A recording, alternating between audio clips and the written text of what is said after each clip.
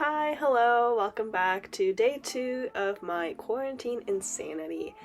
So today I wanted to talk about 3 things that I have either started trying or am going to be trying this year to be more mindful and nicer to the environment. And I don't think I've talked much about topics like this on this channel before, but I am actually very passionate about overconsumption, overproduction, and the impact that has on the environment and even on our own quality of life. Especially during my gap year, I have gotten into the ideas of minimalism and ecominimalism and stuff like that, and I've been volunteering at an organization that preaches ethical and environmentally friendly fashion and stuff. That has really inspired me to live a little truer to my own values. So I thought today would be a good day to share with you 3 very easy ways that I'm going to be trying to live my truth, because I really do believe that being more conscious about what you consume and bring into your life is, very beneficial for not only the environment, but your own mental health. I think being surrounded by things that you love, it just creates for a happier place for you, and knowing that all of your money is going to a good place, and if you end up saving money from that, then that's great, because that's more money for you to use somewhere else that you like. Anyways, lots of different benefits for doing the things that I'm about to tell you about, and I'm going to be trying and implementing them into my own life. So the first thing that I am going to be trying is only buying secondhand clothing. This comes from a couple of different reasons. I guess during volunteering at this organization that I told you about, I've learned about how detrimental fast fashion is to the environment.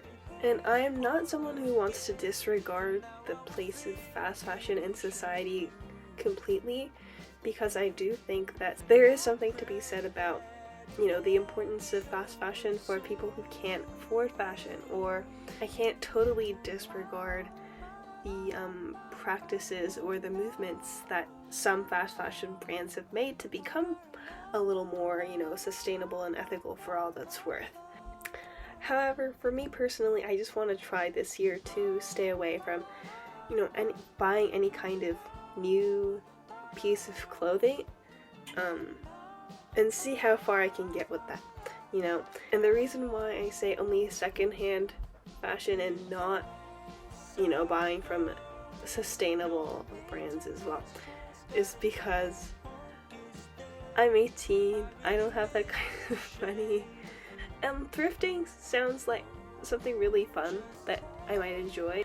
Yeah, I'm very excited to implement that in my life. Number 2 is to be a conscious buyer and assess what things I truly need and want to bring into my life. I've always been a pretty frugal person, to be honest, so I've never really had a big problem with, overspending and shopping. I'd be that friend who goes with you to the mall, but I come home empty-handed but with a full stomach, that kind of friend.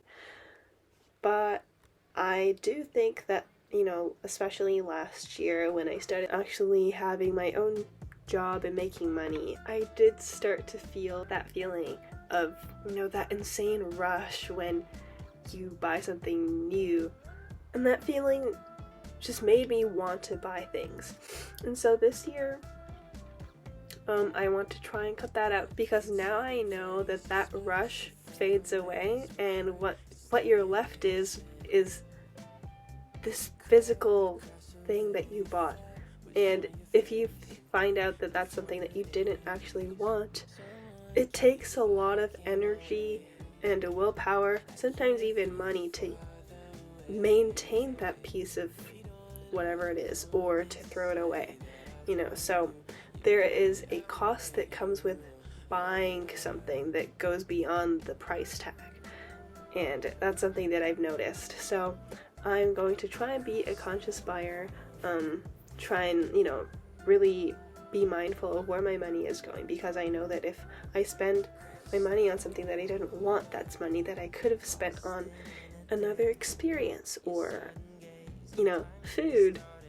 So that's number 2. And number 3 is declutter, but declutter responsibly. Decluttering responsibly is the key here. I have been trying to slowly declutter my things as well. Not to the point where I only have things that I like absolutely need, because I think there is something to be said about the joy of having things that are purely for enjoyment and for self-expression. I think there is something to be said for that. But that's aside the point. What I want to emphasize is decluttering responsibly. And I say this because it physically hurts me to think that things that are still perfectly reusable, recyclable, something that somebody else might want somewhere in the world, and that all just goes to landfill. Like, I can't take that. And so when I declutter something, or when I want to get rid of something, I try to look for someone else who might want my things, or find ways to recycle things if that's an option.